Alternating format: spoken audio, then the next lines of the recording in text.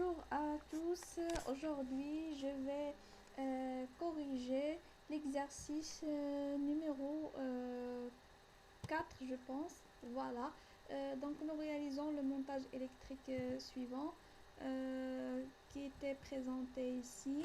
Ce montage comporte plusieurs éléments, une pile, l'interrupteur, une lampe et plusieurs fils de connexion. La première question, complétez le schéma en représentant le symbole de l'appareil qui mesure l'intensité du courant. On mesure l'intensité du courant à l'aide d'un ampèremètre.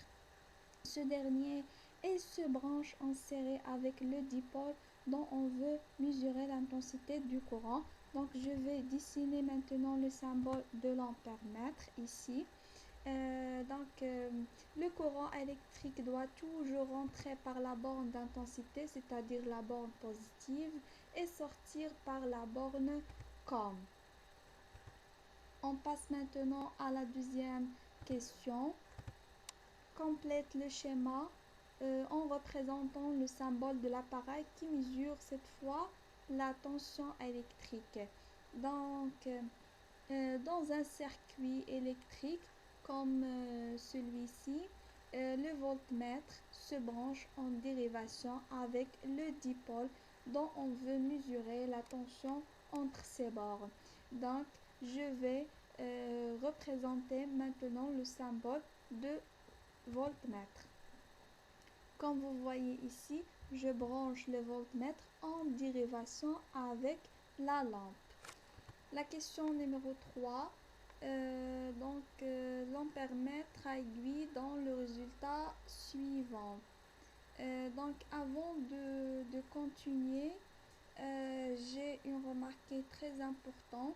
Alors, si on travaille avec un voltmètre ou bien un ampèremètre numérique, le résultat est affiché directement sur l'écran.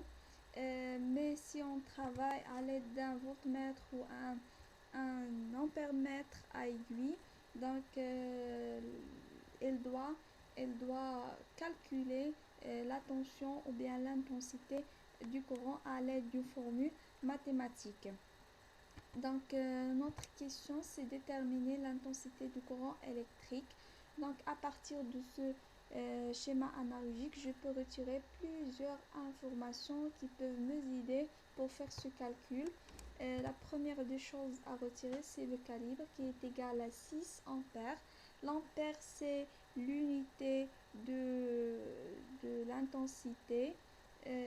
L'information suivante, c'est petit n qui est égal à 39, c'est-à-dire le nombre de graduations indiquées par l'aiguille, c'est 39.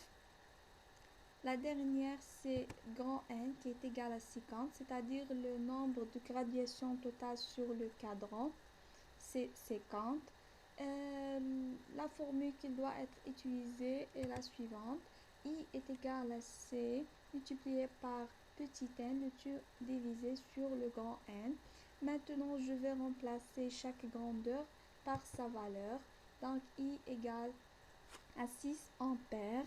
Il ne faut pas oublier l'unité multiplié par 39, le tout divisé sur 50 et je fais mon calcul et j'obtiens mon résultat. Donc, I égale à 4,68 ampères. Et comme ça, on a terminé notre exercice et à la prochaine fois, Inch'Allah.